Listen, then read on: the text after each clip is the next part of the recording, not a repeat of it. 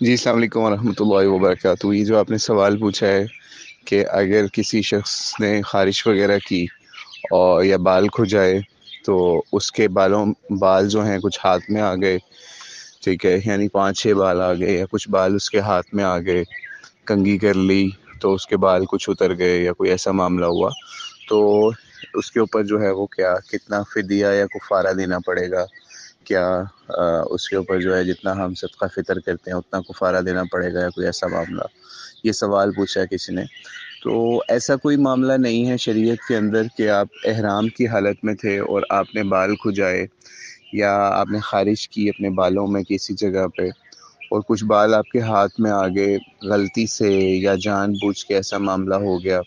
تو اس کے اوپر آپ کو شریعت نے یا نبی علیہ الصلوۃ والسلام نے یا قرآن نے آپ کو کوئی کفارہ یا کوئی سختی آپ کے اوپر نہیں فرمائی،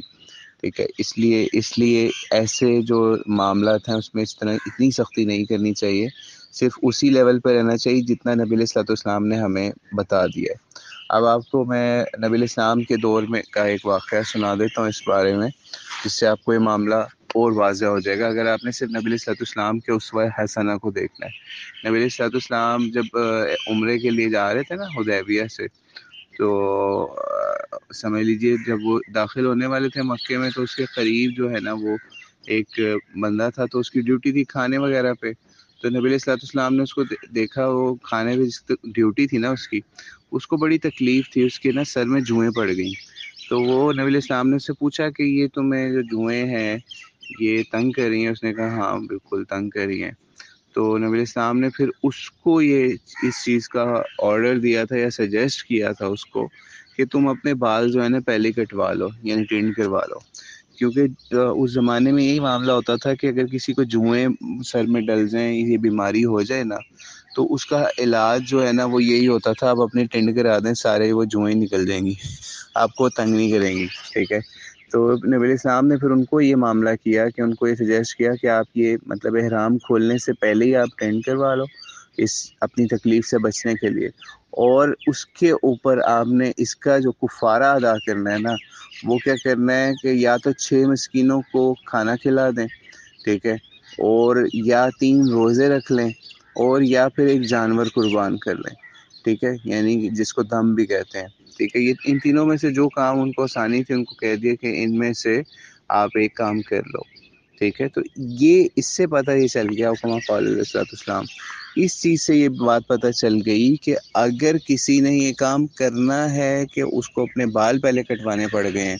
یعنی وہ ایسا کام جو کہ احرام کے اندر کرنا جو ہے وہ منع تھا اور وہ اس کو مجبوری کے اندر آ کر کرنا پڑ گیا، تو پھر اس کو یہ کفارہ جو ہے ادا کرنا پڑ جائے گا جو تینوں ہم نے بتا دیے، کہ یا تو 6 مسکینوں کو کھانا، ٹھیک ہے، اچھے لیول کا کھانا، ٹھیک ہے، اور کچھ روایتوں میں 3 سا کے حساب سے بھی بتایا گیا، ٹھیک ہے۔ تو وہ ایک اربوں کا ایک پیمانہ ہوا کرتا تھا، تو یہ کام وہ کر لے ان تینوں میں سے کوئی ایک جو اس کو آسانی ہے، یعنی احرام کھولنے سے پہلے اگر اس نے یہ کام کر لی ہے تو اس کو پھر یہ کفارہ ادا کرنا پڑے گا، ورنہ جو ہے شریعت نے کوئی اس کے اوپر کفارہ یا کوئی سختی نہیں کہی کہ اگر کسی نے اپنے بال کھجا لیے تو کوئی بال ہاتھ میں آ گئے، اپنا منہ دھو لیا تو داڑھی کے کوئی بال آ گئے، یا وضو کر لیا تو داڑھی کے کچھ بال ہاتھ میں آ گئے، تو اس کے اوپر کوئی کسی قسم کا کفارہ نہیں ہے۔ تو اللہ تعالیٰ سے دعا ہے ہمیں اس طرح کی سختیوں سے بچانے کی توفیق عطا فرمائے لوگوں کو، کیونکہ یہ اکثر کچھ ہمارے جو ہے نا